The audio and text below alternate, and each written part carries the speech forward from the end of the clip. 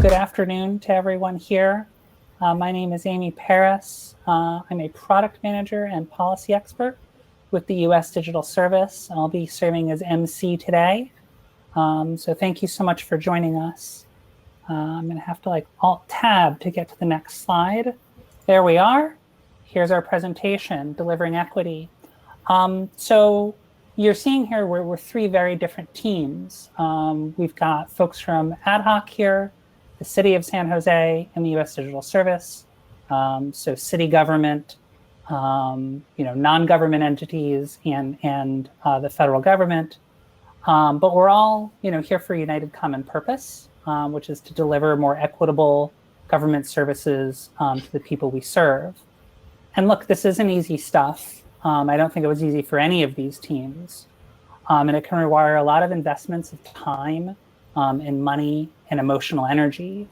So our objective here with this presentation today is to have each group talk about how we pitched our ideas for delivering equity, including what we found during our work, and then providing you with some of the challenges that we face that maybe we didn't expect along the way. And hopefully what you'll get out of this presentation is a way to empower your efforts in engaging in more equitable service delivery in the future across any boundaries. So here we've got age and language and sexual orientation and gender identity, which we will refer to as SOGI a number of times, just as a tip. But of course, this can apply across many other boundaries, across race, educational attainment, socioeconomic status, and more.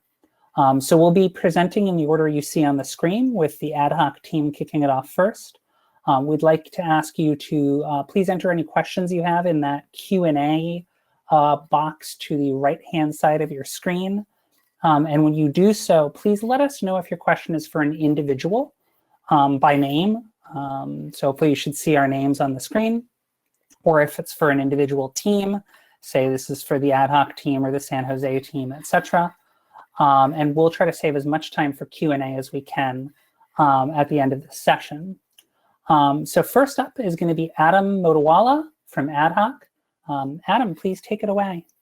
Yeah, thank you, Amy. I'm assuming everyone can hear me. And I appreciate everyone's time and doing. And so today I'll be talking about sort of the process of keeping older adults housed through inclusive design. And so what we sort of built online that's allowing older adults to stay housed. So I'm going to go through very quickly how the project came about, what we were able to accomplish and do, and what's still left. And hopefully you'll get to learn a little bit more about older adults in the process. And I've learned a lot through this project. And I have a larger question for everybody about how these social services are delivered. And I feel like this is a good forum to maybe hopefully get some feedback. So just a little bit of background. So I'm a product manager at Ad Hoc right now, and I'm serving Center for Medicaid and Medicare Services with the Quality Payment Program. And just before that, I was working at Fifth Tribe, which is where I was working on this project with the ARP Foundation. So the ARP Foundation hired us to build an app for property tax credit applications. And they're like, let's build an app. And we're like, well, why are we building this app? And so sort of just taking that product thinking lens, the first question is well, why don't we do maybe a design sprint first or a discovery and figure out, well, what is actually needed and how can we actually accomplish that goal? So the next slide goes into, so what we did was building the case. We took an iterative approach, and that sort of helped with making the pitch of building a web application and not a mobile app. So when you talk, sometimes you're talking to clients, they have an idea of what they want to build and why. And we were like, well, this may or may not work. And also understanding the scope of the problem. And so through the initial discovery sprint, what we were able to find was some of the follows as to why this is such a needed tool or what the need is or the use case. So the next slide, you'll see that the population of older adults it's a boom time for older adults right now. And it's going to be. And their population is going to double by 2060. So in the next 40 years, it's going to double to 95 million, and it's going to continue to grow. And a third of our older adults are economically insecure. currently, and it's expected to stay the same or grow. So that means that economically insecure means that for an individual, if you have less than about $25,000 of income a year, you're considered economically insecure. And by threefold, our older adults are expected to start experiencing homelessness, which is just in 10 years, it's going to increase by 3 times. And so you see that this is a crisis that's going to happen. And there's something needs to be done. And so AARP's foundation, their goal is to eliminate senior poverty. And so the design challenge is how do we help older adults stay housed? And so we partnered with the Lincoln Land Institute, that is a tax policy organization. And they were able to find that there are these tax credits in the next slide, that there's over 10 million older adults who are eligible for property tax relief. So it's a lot of people that are eligible. And what these are basically, for homeowners and for renters, you can get a portion of your property tax back based on your income. Each state has a different rule, has different criteria, has different income levels. So, and it doesn't work the same for each state, but there were these programs that existed, and they were also for older adults. So they had special programs for senior citizens. And so 10 million are eligible right now, and the number is growing. However, the next slide is however only 20% apply. And so that's a very low number. So there's a big opportunity here. So as a product person, you're excited. You're like, okay, great, we can have an impact and really change something. And so why do we think only 20% people apply? And so very quickly, I'll show you some examples of the forms in different states. I'm going to start with DC because I'm from DC, or I live in DC now. And so if you look at the screen on the left, it's called the 2018 Schedule H. So it's Office of Tax Revenue. There's a form to a PDF. There's no instructions as to who should apply, what you get to apply, how to apply, where to submit it when you're done. And then on the right is the state of Missouri. So there's a really complicated flow chart of if you're eligible. And this is the cover page of a 20-page document that has all these rules of how to know if you're eligible or not and how to apply for it. So it's very complicated. And if you look at the next screen, there's some other examples. And there's a dirty little secret here, but so when it comes to property taxes, state budgets, if they keep that money, they get to keep it in their budget. And a lot of states that we spoke to when we did our work, when we spoke to them, some of the Department of Revenue offices were like, hey, we don't want you to improve this process because A, is going to make more work for them, and B, they're not incentivized to give this money out to their citizens, even though that's what government should do, but because they get to keep the budget themselves. So there's a lot of friction when we were working on this project with certain states. Certain states were awesome. They were like, great, you're building this, we need to make a better job, but certain states weren't. And so there is sort of that divide when it comes to these programs, and it makes it harder or easier for people to get the benefits they want. But nonetheless, we persevered and continue to build our tool. So next is, so this is the process we did, was now to build it. So we want to start with an iterative approach. So we took a design thinking framework here. And so the first thing we did is we were like, well, hey, will this even work? So we listed out our hypotheses on a chart, and what can we learn from, on the next slide, what can we learn from experimentation? And what can we learn from knowledge? And what is a deal breaker and what isn't? And this is really important because now we're not going to have people apply through the Department of Revenue, but through an AARP site. So will people provide their social security number? Will they trust the AARP? Will they go online?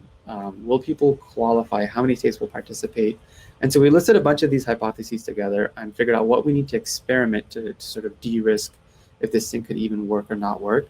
And so the next step was, we also studied the user. This is using a lean UX framework. So like, what were the user questions? Why do people not complete their forms? Can we build a product that would help them do that?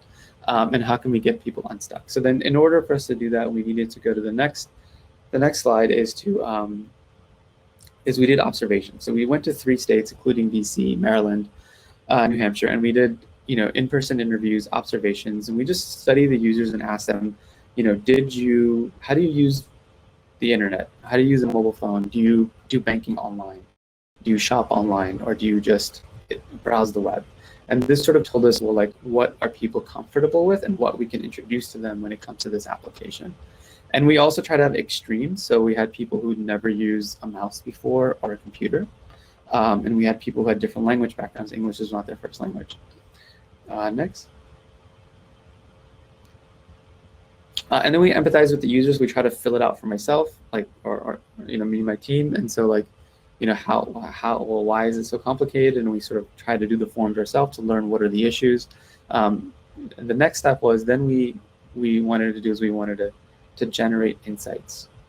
And so from our user research, we gleaned that most of the low-income seniors that we worked with, they would use a chat interface. So that was sort of like what we found overall, like people would chat with their kids, their grandkids, their peers.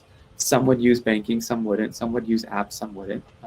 But chatting was sort of universal. And so we're like, okay, great. So we have our point of view.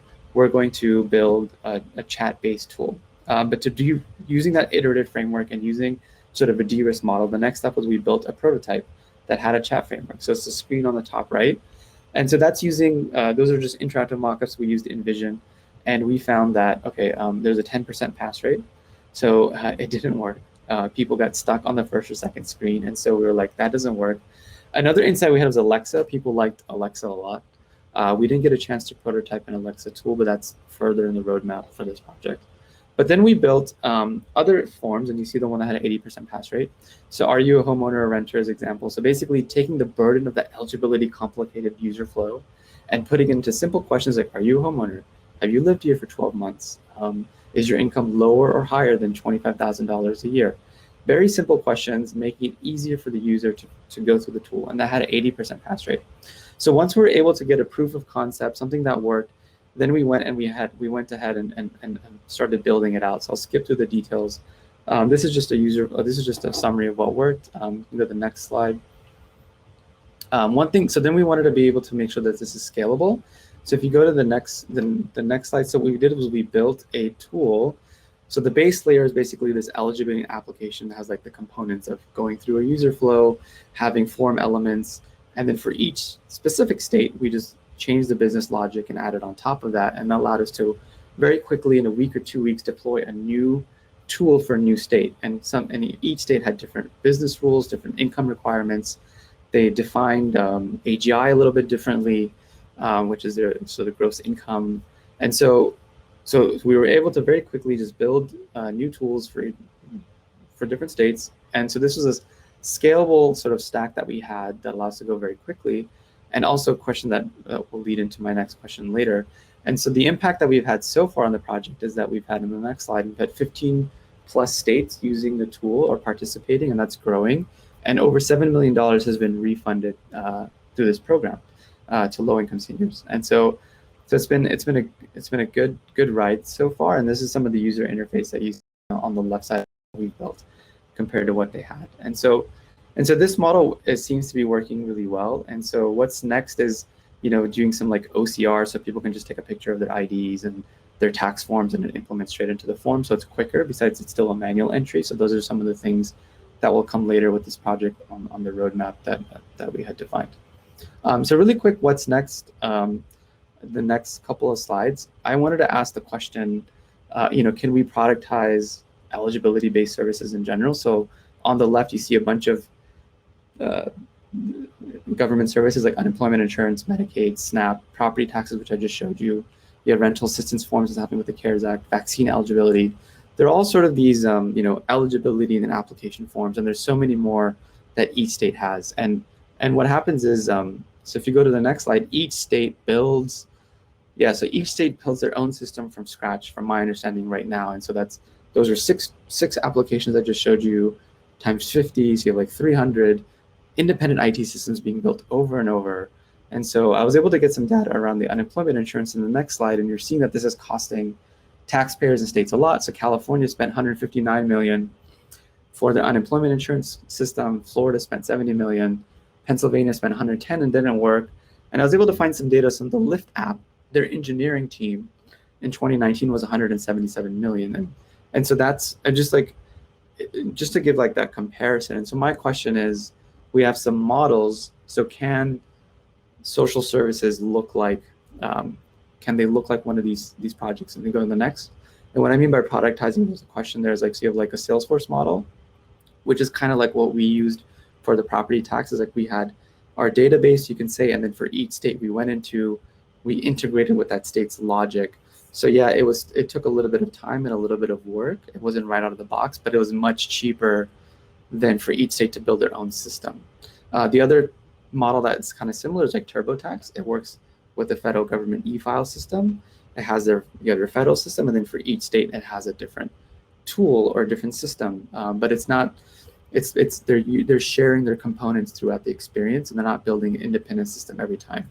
And at Ad Hoc, we're doing some open source, and so we have a COVID reporting app. So that's another option where it's open source, so all can implement. And I know USDR has been doing that with unemployment, with eligibility, and the vaccine registration tool. So my question is, can this happen with other services?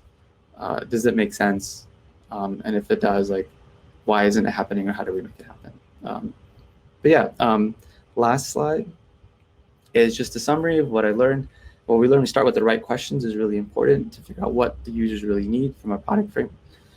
Borrow different frameworks. So I use design thinking, I use Lean UX, we use Lean Startup, and then we use Scrum once it got into development of the tool. So different frameworks for different phases of the project. Create the hypotheses and rank them as to what needs to be learned and what can experiment, and always test your assumptions, because you'll learn a lot. Like, we thought chat was the right way to go, and it was actually the absolute wrong way to go. And so if we didn't test it, it would have been a horrible project.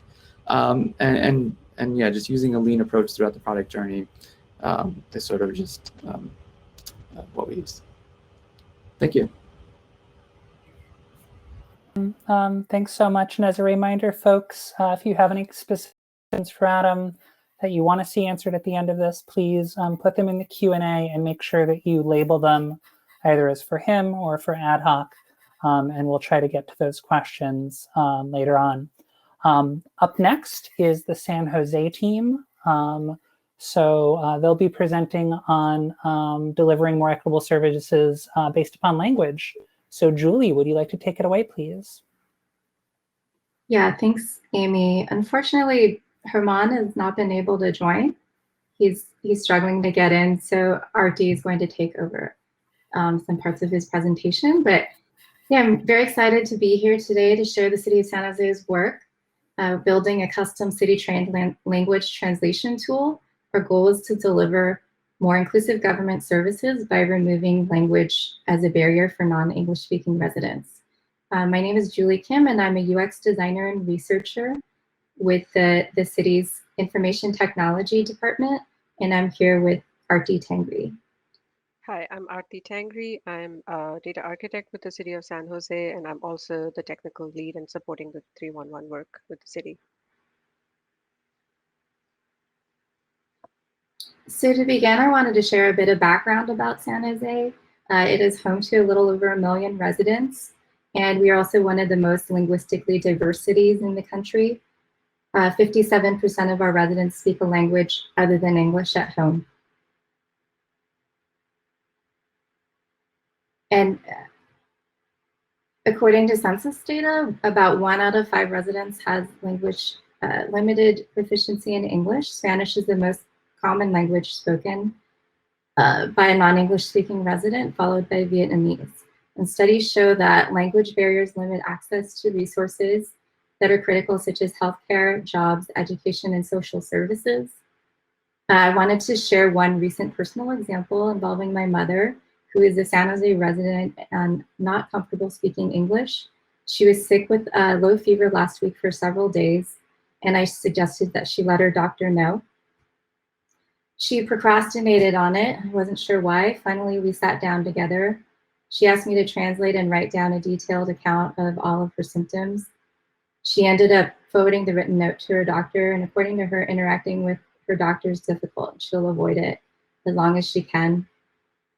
Arti can now share more about the San Jose 311 app that we work on.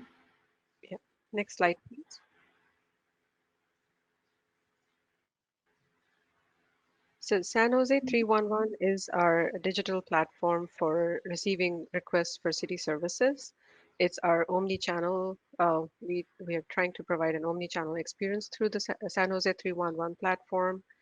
We receive close to 200,000 service requests per year through this platform, and which accounts to 570 service requests per day. We have around 84,000 more than 84,000 registered users that come in through the 311 platform we have. And we have a breakdown of how that distributes over the mobile app, 32% over the mobile app, 24% from the website, and 28% through the contact center, customer contact center, and then 16% through the service teams who are out on the field. Next slide, please. San Jose.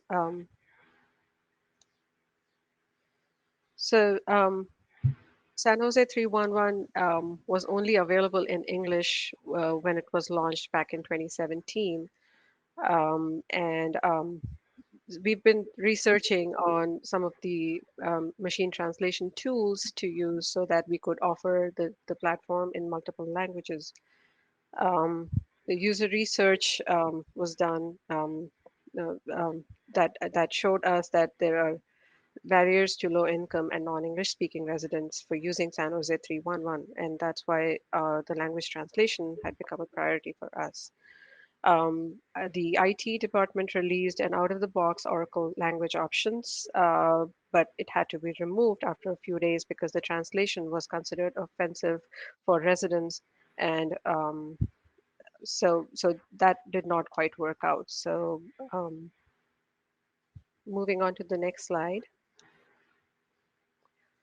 So we evaluated the human translation versus machine translation and compared the pros and cons. The human translators turning out to be more expensive, and it required a long lead time. And some of the free translation tools that we explored, the outputs were not as great. The results were accurate, and some of the city terminologies were quite not fitting into the generic free translation tools that we experimented with. The quality of the human translation was required, but then the scalability of that wasn't something that we could use. So for the scalability, we needed the machine translation. Next slide, please. As RT mentioned, we explored multiple machine translation technologies. This is prior to diving deeper into the specific solution that we settled on. We enlisted the help of 10 bilingual city staff to compare Spanish and Vietnamese machine translations for different platforms, and they rated them based on how well the translations captured the original meaning and grammatical correctness.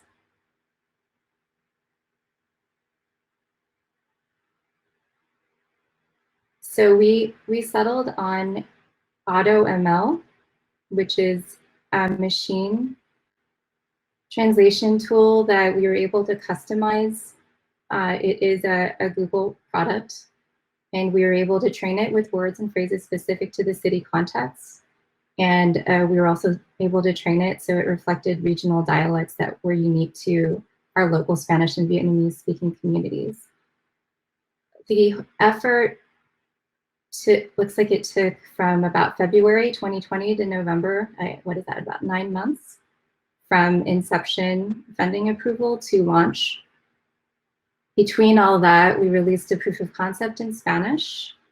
We trained at least 2 Spanish models that were followed by a human evaluation each time to see whether or not it met our criteria of success. And then we also trained 3 Vietnamese machine learning models. Oh, and then April, so about a month ago, we announced it in multilingual billboards and marquees throughout the city.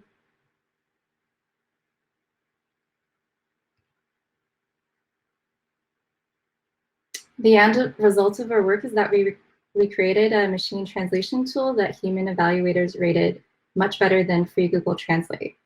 How well it performed depended on language and translation direction.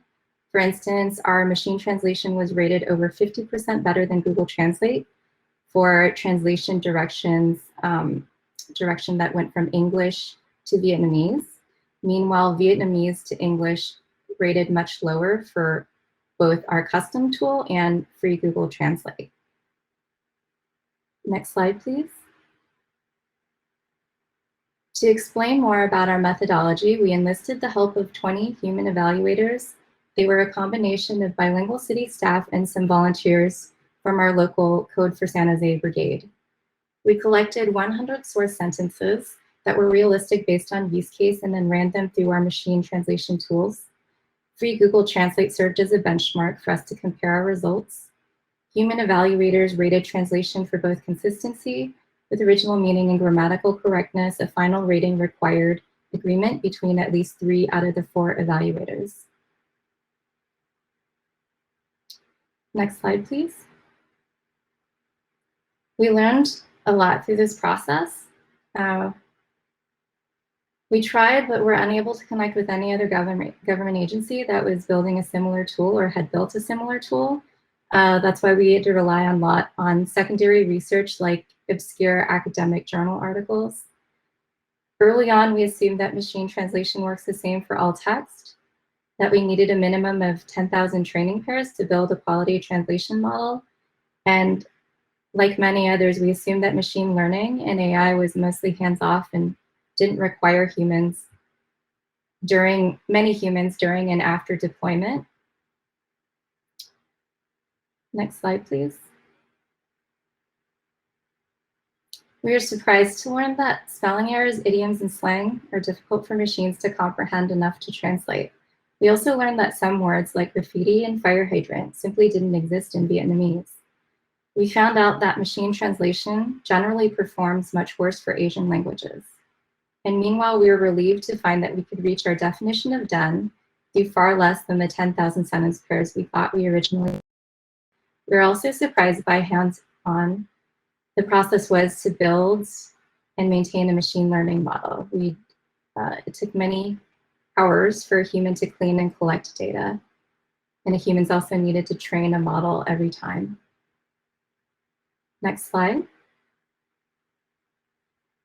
We also learned a great deal about the nuances of the language preferred by our local communities. Vietnamese as a language varies before 1975 and after 1975, and between the South, North, and Central regions. Building out the data set for our translation tools seemed to open up a larger conversation with bilingual city staff about what type of Vietnamese to use in outbound city communications. We learned that San Jose Vietnamese speakers prefer pre-1975 Southern Vietnamese, and that the majority of Spanish-speaking immigrants in San Jose migrated from Mexico. Our translation tool reflects all of their preferences. Next. Since its launch of November of last year, we've been concerned about low adoption rates of the app by Spanish and Vietnamese speakers. We found that conventional marketing efforts haven't been very effective. Some interviews with community leaders have surfaced some unexpected cultural barriers. To quote one source, the Latinx community doesn't know that they have access to their council offices. Their native countries usually have a corrupt government. They don't trust government. The mayor works for you is not the mentality. Also, undocumented immigrants are afraid. We realize we still have a lot of work ahead of us. And we'd love to hear any ideas you have for us at the end of the panel presentation. You could go to the next slide. Thanks, everyone. To the San Jose team. Discussion of machine learning. Again, if you have questions specifically about their work, about the technology they used, let us know in the Q&A. Please let us know if you have a specific question for an individual speaker or for the team as a whole. Next, we'll be moving on. Oops, hello. That's not what I meant to do. Sorry, 1 second. There we go. We'll be moving on to my team, which is the USCS team. You'll be hearing from myself, again, policy lead for this project, Rachel Souter, product manager, Danielle Thierry, content strategist, Jeremy Zittimer, an engineer. And for those of you who don't know, the US Digital Service is a group of technologists from a relatively diverse group of backgrounds working across the federal government to transform critical services for the people we serve. If you're interested in learning about more of the variety of work we do within government, I suggest you check out our website, usds.gov. If you're interested in applying, there's the link right there. And we'll be happy to talk to you more later after the presentation. So, excuse me if I just messed up my alt tabs. So moving on to the first slide, we got into this discussion of how to improve data collection, again, for sexual orientation and gender identity, which we will abbreviate SOGI, S-O-G-I. And one of the first interviews that we held was with a federal civil servant who just gave us this great quote. If you don't collect data on somebody, they become invisible. Nobody should be invisible. So the question is, why are we doing a sprint, or why are we looking into SOGI data right now? There's a few reasons. Number one, we really truly believe that government forms, should represent the identities and respect the privacy of all people so that we can better serve them. But, there's sometimes that you just need, immediate circumstances to kind of bolster that argument. And one is that we had a new incoming administration. That administration was very, first and foremost, focused on equity. They issued 3 executive orders. 2 of them came out the very first day in office on January 20th, emphasizing the administration's commitment to equity. So that also helped bolster the argument to do this work. We also had the emergent circumstances of the pandemic. Equitable pandemic recovery has been a priority throughout, making sure that everyone has access to tests, making sure that we know what's going on with people who are losing jobs, who are running out of money, who can't pay rent, who are transmitting the virus. There are plenty of data points to collect there. And we have CDC and NIH data already, just based on the limited data we have, that shows that the LGBTQ population has been disproportionately affected by the pandemic. So that sort of drove how we pitched our discovery sprint, which is a USDS term for researching this data and figuring out a better way forward. And you can see to the left here, there are a few newspaper articles that are mentioning some of the big call-outs that have happened in the last year or so, including LGBT people identification rising to the highest number it has in polling in the US, reports from medical officials on LGBT people being affected by COVID more than non-LGBT people. And on the right, you see a recent Gallup poll in 2020, showing specifically that by generation, the most recent generation, Gen Z, is identifying now by almost 16% of the population as LGBT, which is a massive switch from where it had been just 2 generations before. And so this all helped us, but we also work for an organization that really values so much of this work. We have some core values. We talk about finding the truth and telling the truth. We talk about designing with users, directly with them, not for them. And we talk about creating momentum and really trying to do work that will get government eventually down a better path. And with that, I will go to our next slide about launching a discovery sprint. Wonderful. Thanks, Amy. So with all of this data behind us, what did we do? We launched a discovery sprint, and Amy went into a little bit of detail as to what that is. To give you a kind of a more thorough understanding. So a discovery sprint is USDS's sort of secret sauce. It's a short-term engagement where we parachute into a specific federal agency or a collection of agencies to understand the scope of a particular problem, try to get to some of the root causes and develop a broad idea of potential solutions to fix the problem moving forward in conjunction with our federal partners. So specifically in this discovery sprint, we launched conversations with a broad range of civil servants, NGOs, academics, community leaders, and advocates across the LGBTQ plus community. We felt that it was critical that the group of folks that we spoke to was both diverse and intersectional. Both in their race, their gender, their age, income and education level, geography, even their subject matter expertise. And we asked questions focusing on their current use of sexual orientation or gender identity, that's SOGI data. We asked questions about barriers to effective collection or use of that data. We asked about which external entities or influencers might shape or govern their SOGI data collection. We asked about data collection best practices, or questions about even community members' use of SOGI terminology, things that were that granular, and community members' engagement with government services to understand their level of trust and familiarity with the programs that we would be improving. In conjunction with our conversations, we also reviewed recent research on LGBTQ plus identities, data collection policies, and best practices for demographic data collection. And we did a few technical deep dives with select agencies to assess everything from the way that various systems at disparate agencies could support interoperability of SOGI concepts and data, to determining the technical lift involved in renovating COVID-19 reporting ecosystems to modernize the sexual orientation and gender identity data that they collect, store, and transmit. And from these conversations and deep dives, we sought to determine what can we recommend at the federal level to improve collection of SOGI data nationwide and thus better serve users of all sexual orientations and gender identities.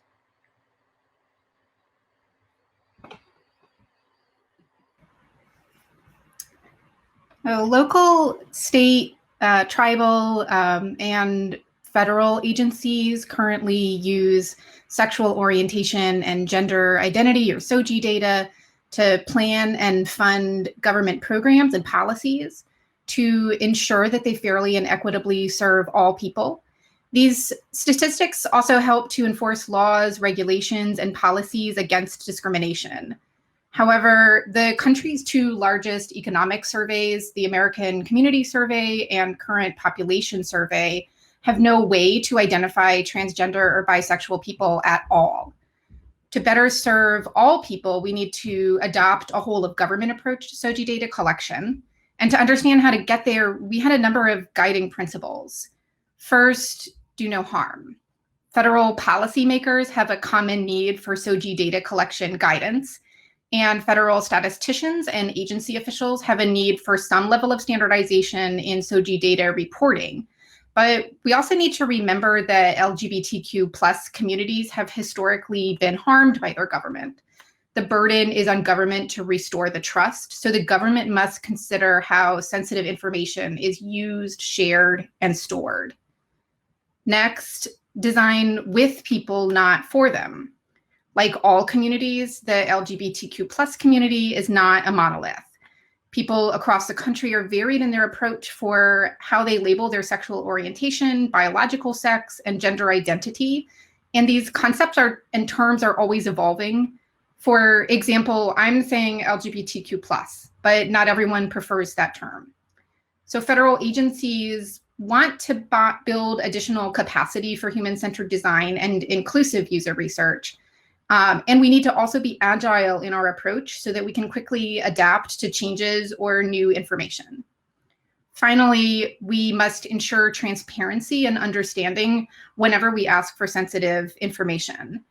Based upon surveys where both data elements were recorded, statisticians told us that people are more comfortable sharing their SOGI data than they are disclosing their income. But they want to understand why the government needs this data and what we'll do with it. When people seek government benefits and services, they tend not to think about the individual agency or the program office's organizational chart. They expect a one government experience.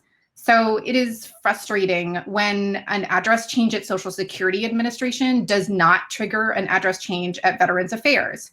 And it is harmful and erodes trust when an individual is asked for sensitive information in terms that confuse or offend them.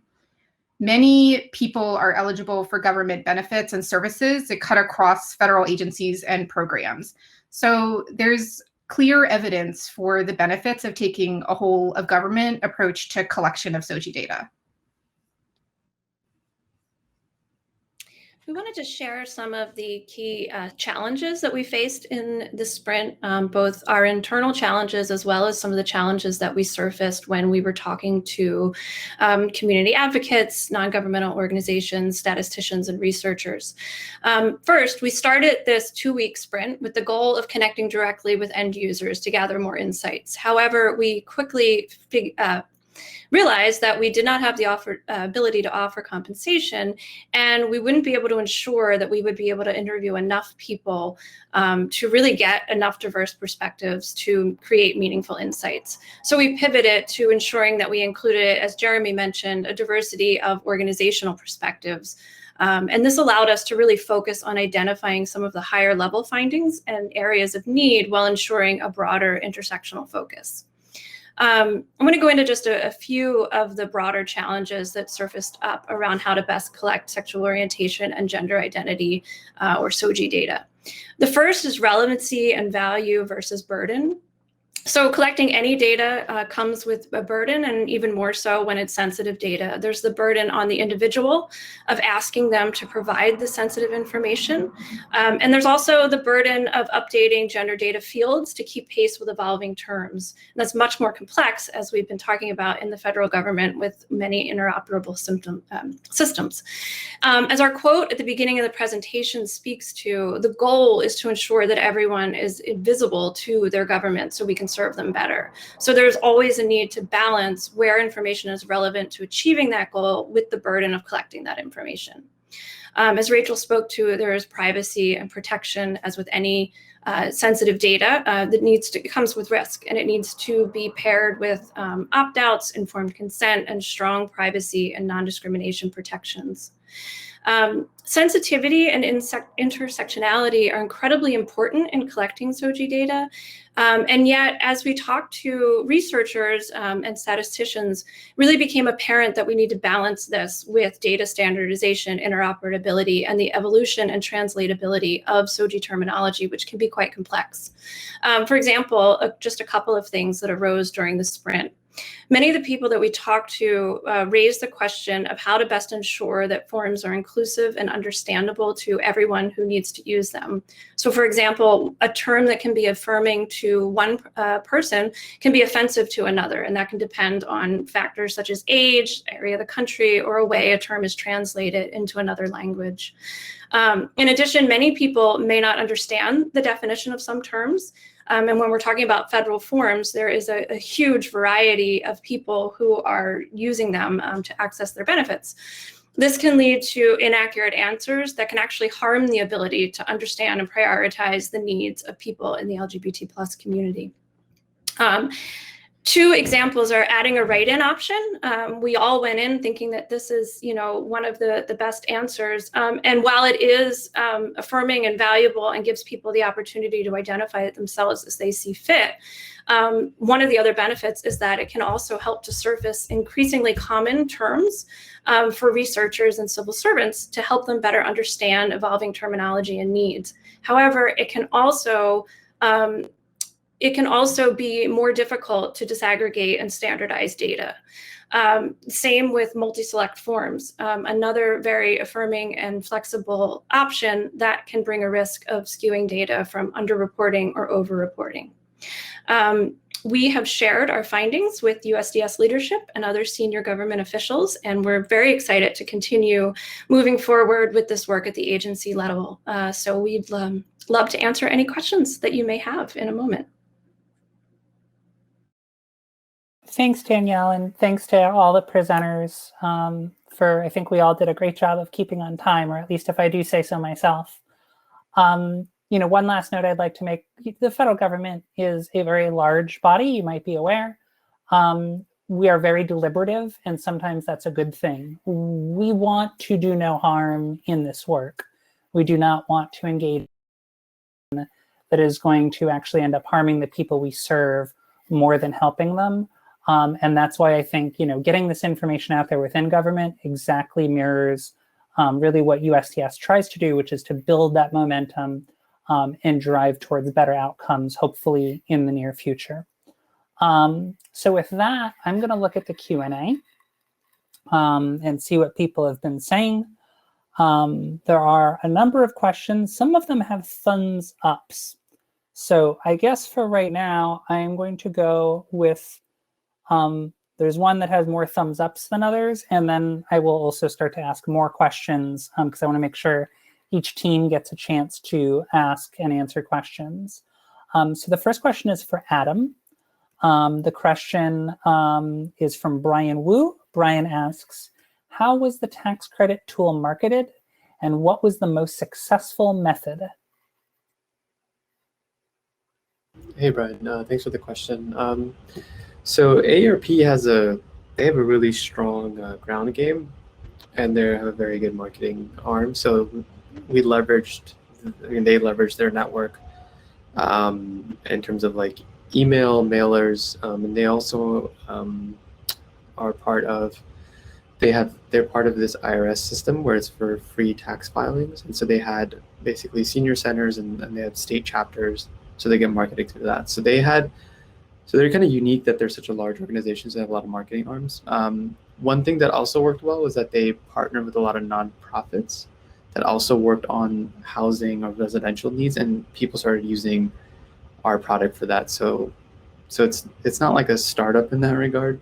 They kind of just leveraged their network, but it was going to senior homes. So like senior homes in each state, and going to like free tax services for seniors, and going there and telling people about this particular niche of property taxes. This will go to a question for the team. This is broadly for the team. This is from Sarah, and I apologize if I don't get anyone's name correct. Please excuse my ignorance. We'll go with Schulte. This is for the San Jose team. Really fascinated with the custom translation tool. Do you have a language expert for each translated language? That's the first question. Second question, what was or is the team structure to execute this tool? So RT or Julie?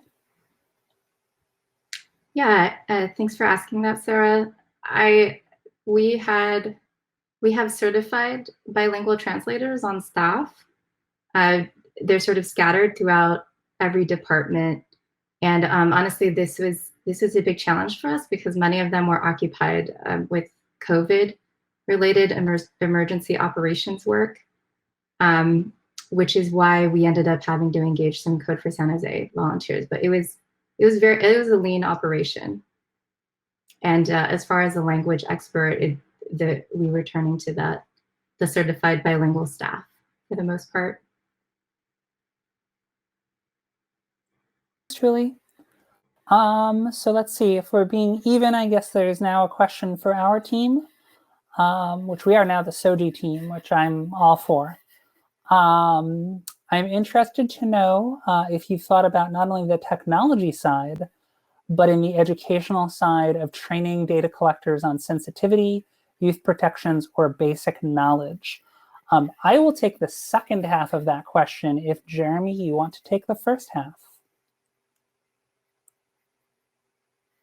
So it seems like the question is really about the educational side.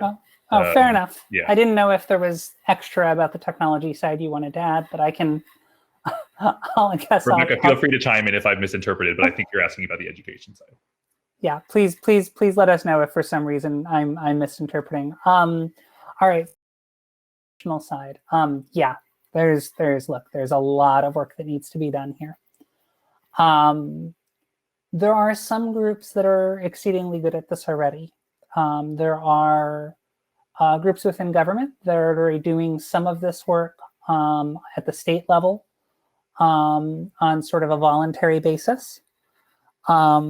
So as one example, again, all publicly available data, the Centers for Disease Control has a number of what they call not observational, gosh darn it. It's a word that surveillance. It sounds like it's a bad thing, but it's actually a good thing. surveillance programs where they're looking into, for instance, like youth behavioral risk factors. And they do ask some SOGI-related questions. They've started pioneering in this field. And the people who are doing this data collection obviously have done a lot of research. There are other agencies that are probably less trained up on this, and that's part of why the government-wide approach is so important. I think that's one of the things that we're advocating for very strongly here, is that there are some agencies that just have the ability to get ahead of the curve here. They're working, especially in the medical field, where issues of transgender people, non-binary people have been in the medical field for quite some time. Of course, there's the gay community has had issues with obviously the AIDS epidemic. So the medical community has had more of a head start on this. But there are other agencies that need help, and I think that's where the government-wide approach can come in. I think that comes from potentially looking at guidance that can be shared across agencies, whether that's between two agencies or from a single central place. That's not for me to decide, but those are two potential options. And when you're referring to single applications, to share, like a single application to share many services, that can apply to forms too, right? Like we can reuse form data. Like that's a good stewardship of taxpayer dollars. If we find forms that apply in one context and we can just modify them a little bit to apply in another context, and agencies are learning from each other. So yeah, encouraging that sharing across the federal community, I think, is a great idea. Okay, looking at other questions and trying to find one more for, sorry that it's taking me a moment to scroll through here. Okay, I've got another question for Julie and Artie. This is from Emily Miley. This is a question about the 311 system. It says, do you have any recommendations for new 311 programs that might improve trust and engagement in non-English speaking communities when building a new application?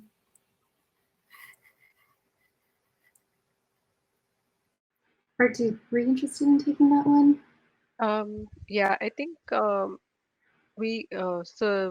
within the city itself, we have this whole data equity initiative that we've taken up, and right now we have the data equity framework that we're running our 311 through, and so we're working through with different service owners to see how we can use the data to help us understand the divide, and how do we reach out people from different communities better. And we're hoping that as we run through the digital equity framework, we'll be able to figure out those gaps and fill those in, and provide better services through that.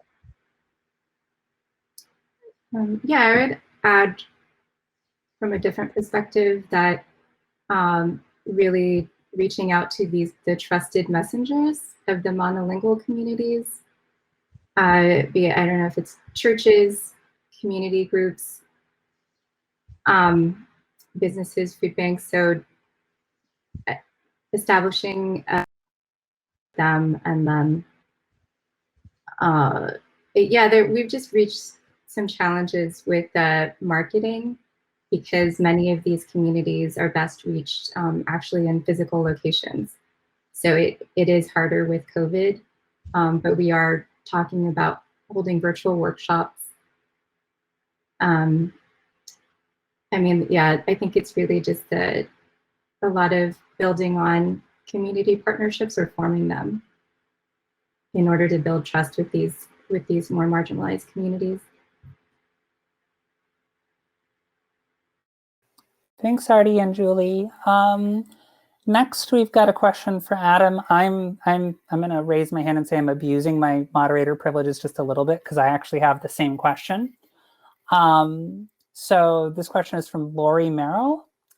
She's asking, your original discovery was seniors were comfortable with chat. but then later it seemed that the chat-based tool had a low pass-through success. What do you think the reason was for that, and do you have any takeaways? Yeah, I think it's a good question. I think part of it was we made the chat interface more like a chatbot type interface and less like an SMS interface. They're different. I think they're different. And I think we did more like a chatbot type of interface, and I think that failed. And we didn't really do an SMS interface. And so I don't know, I don't have data if that would have worked. But when we did the other interface design with like the two big bubbles and like icons and graphics, that was much more successful. So we sort of continued using that besides doing more experimentation. And so that's the only sort of takeaway or insight I can offer, I think, was one of looking back what we could have maybe tried a little bit differently. Thanks, Adam. Time for at least one or two more questions. This is an anonymous question, I think, that can actually go out to all of us. So I wouldn't mind with the USCIS team kicking it off, but I think this might be something interesting for the other teams to weigh in as well. It's asking, what platform do you recommend using to protect the privacy of data and content you collect? This information is sensitive, and I'd love to know how you steward it. So obviously on the government side, the stewardship of data is governed by a number of federal statutes where we have to protect data from being leaked or hacked. And that would be, this SOGI data would be protected under the exact same laws. So, you know, if someone hacks into a database to get people's social security numbers, that's terrible. It has happened. There was a data breach that I don't really want to talk about a number of years ago, but it did happen. And yeah, we don't want to have that happen. But on the other hand, I don't think that SOGI data would be in any different of a position than any other data in the federal government. It would all be considered protected information. I think on the medical side, we're gonna, you know, err a little bit towards obviously sharing data with physicians if we're looking at programs like Medicare or Medicaid that might benefit the treatment of a patient, as long as that's within, again, federal rules and regulations. And all of that data is going to be stored in a way that is compliant with a number of federals, but not the least of which is the Fedramp process for cloud storage. If you have not Googled Fedramp, go ahead and look that up. It's very complex, but basically makes sure that anything we're storing in the cloud is being stored safely and securely and in a way that does not divulge PII to outside forces. Would Adam or the San Jose team also like to take a shot at this? Speak to it a little bit. So for us, I think most of our data that goes into the systems, one of the requirements that we put in for getting any new system is our we have like a security rule book that we have to follow, and Fedramp is one of them. One of the criteria in there that has to be met for us to adopt any new system. So those criterias, and then when we are looking at any of the cloud platforms, there is most of the vendors have different tenants they maintain, like a commercial one and the government one. The government tenant mostly has some of the requirements that are needed for us to maintain that level of privacy and security of the information that we capture there. So those are met through the government cloud requirements that we have. So those are some of the ways that we used to kind of maintain the privacy of the information we collect. Yeah, I don't have much to add, but people smarter than me on this subject at Ad Hoc have created a field guide of authorizing to operate and going through the security and try to simplify it. So I added that link to the Q&A and a response. And so hopefully that's more informative than I can be. And we just have less than 1 minute left. So what I'd like to do is take the opportunity to thank everyone for your attendance and for your questions. I'd like to thank the San Jose team, the Ad Hoc team, aka Adam, and the rest of the USDS team for being here today. If you have any additional questions you'd like to follow up with us, you should be able to find us in chat. But also you can reach out. Some of us gave you our Twitter accounts. It's at USDS for the USDS team. Real quick, Adam, RT, Julie, any other quick things you want to say about reaching out before we go? Yeah, thank you, Amy, for moderating and everything. Really appreciate it. Did a great job. And I'm most active on LinkedIn, so if you want to look me up, it's Adam Motawala1 is my profile name. I don't really use Twitter for some reason, but yeah, LinkedIn is probably the best place. You're probably better off, Adam. Julie, please. No, I don't have much else to add other than, yeah, thank you so much, Amy, for moderating and being our point of contact. I know it wasn't an easy job. And thanks, everyone, for listening to our presentations. Okay, thanks again, everyone. You have a wonderful evening.